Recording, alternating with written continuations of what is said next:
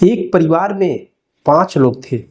उन 5 लोगों में पति पत्नी और उनके 2 बच्चे और एक दादी माँ, कुल मिलाकर 5 लोग थे। परिवार बहुत ही खुशहाल था। लेकिन 25 जुलाई को सुबह में जो नज़ारा लोग देखते हैं, उस नज़ारा को देखकर चौंक जाते हैं। उन 5 सदस्य में से 4 लोगों की मौत हो जाती है।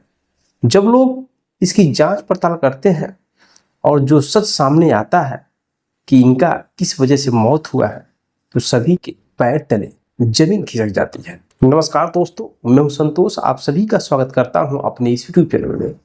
दोस्तों, आज की सच्ची घटना की शुरुआत होती है मध्य प्रदेश से। मध्य प्रदेश के सागर के एक गांव टिहरी नामक स्थान है। सुबह हमेशा की तरह शांत था। खेतों में हवा सरसराती थी।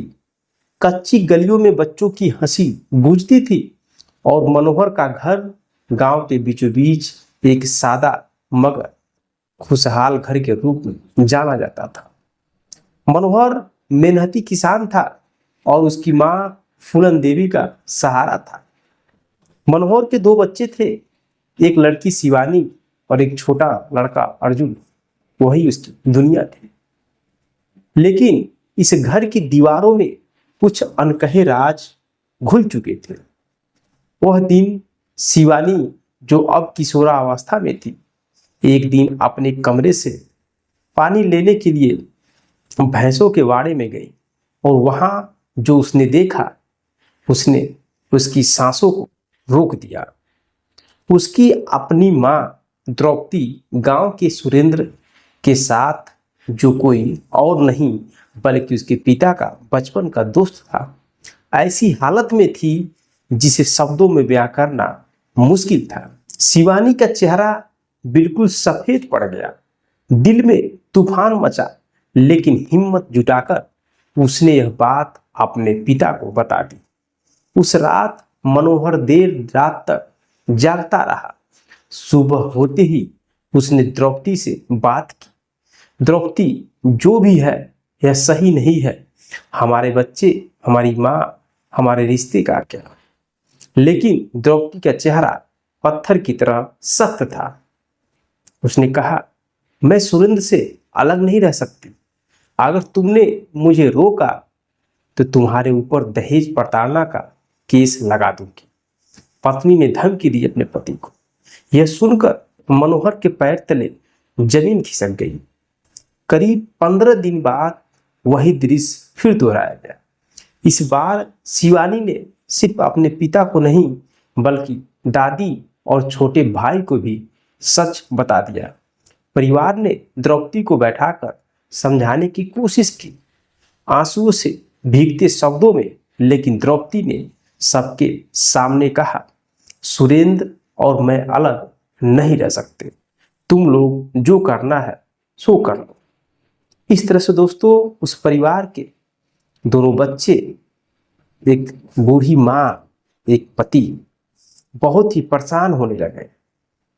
लोग अपनी इज्जत बचाने के लिए करे तो क्या करे, लेकिन वह औरत अपने पति के दोस्त के साथ हमेशा अफेयर संबंध बनाती रही।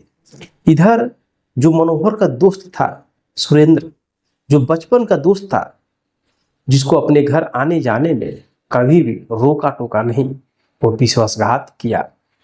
सुरेंद्र ने अपने दोस्त मनोहर को धमकी दी, अगर इसे मुझे अलग करने की कोशिश की तो पूरे गांव में तुम्हारी इज्जत मिट्टी में मिला देगा।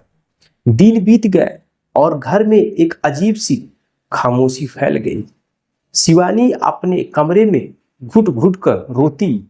माँ फूलनी रोज पूजा में भगवान से ताकत मांगती थी और मनोहर अंदर से टूट चुका था। गांव की गलियों में कानाफूसी होने लगी। सुना है क्या, मनोहर के घर में कुछ ठीक नहीं चल रहा है। मनोहर के लिए अब जीना एक बोझ बन गया था। हर रात वह छत पर आसमान देखता और सोचता, क्या अब इस बदनामी से बचने का कोई रास्ता है? उसे कोई रास्ता नहीं सूझा। 25 जुलाई की रात गांव की हवाओं में अजीब सी चुप्पी थी। सुबह जब सूरज निकला तो टिहरी गांव में हड़कंप मच गया। मनोहर, उसकी बेटी शिवानी, बेटा अर्जुन और मां फूलनी, चारों की लाशें घर के अंदर पड़ी थी। चारों की मौत हो चुकी थी। गांव के लोग सुन्न खड़े थे, कोई कुछ बोल नहीं पा रहा था। मौके पर पुलिस को बुलाई जाती है और पुलिस आती है, जांच शुरू हुआ और सच सामने आया। यह सिर्फ एक पत्नी की बेवफाई नहीं थी, यह एक दोस्त का विश्वासघात भी था। मनोहर का बचपन का दोस्त सुरेंद्र उसकी पत्नी के साथ रिश्ते में था। ऑडियो रिकॉर्डिंग, बेटी की गवाही और गांव वालों के बयान, सबने द्रौपदी और सुरेंद्र की सच्चाई उगल दी। दोनों को गिरफ्तार कर लिया गया। सवाल जो रह गया, गांव में लोग कहते हैं कि मनोहर अच्छा आदमी था, लेकिन बदनामी की डर से उसने अपने आप को खत्म कर दिया। आज टिहरी गांव के गलियों में खेलते बच्चों की हंसी तो सुनाई देती है, लेकिन उसकी बेटी यानी शिवानी की वह मासूम हंसी कभी नहीं लौटेगी। मां फूलनी की दुआएं हमेशा अधूरी रहेगी और मनोहर का विश्वास, जिसे उसने दोस्ती और रिश्तों में रखा था, हमेशा के लिए दफन हो चुका है। यह सिर्फ एक परिवार की कहानी नहीं, यह उस समाज का आईना है जहां बेवफाई, लालच और स्वार्थ रिश्तों की नींव को चुपचाप खा जाते हैं। मेरे दोस्तों, यह सच्ची घटना आपके सामने इसलिए लेकर मैं आया हूं ताकि आप सुन करके आप सतर्क और जागरूक हो सके, आपके परिवार में ऐसी घटना न घट सके। बाकी आप लोगों की राय क्या है इस घटना के बारे में, कमेंट बॉक्स में कमेंट जरूर करिए। मिलते हैं नेक्स्ट वीडियो में नेक्स्ट घटना के साथ। तब तक के लिए जय हिंद, जय भारत।